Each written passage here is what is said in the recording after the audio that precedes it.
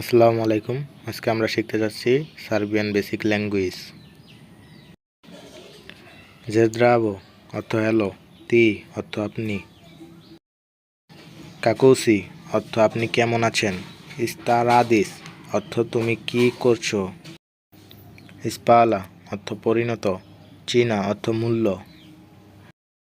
ফ্রানা অর্থ খাদ্য বা খাবার, কলিকো অর্থ কতগুলো, নোভা অর্থ নতুন, নোবাচ অর্থ টাকা, হিয়াসাম অর্থ আমি, তোয়ে অর্থ এইটা।